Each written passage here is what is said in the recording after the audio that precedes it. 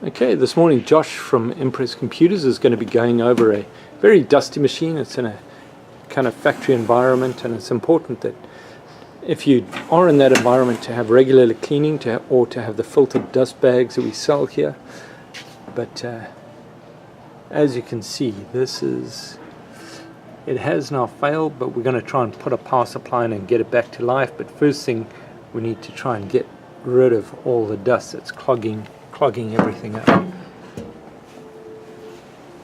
So you're going to do this on the outside because we don't want to do it inside the building.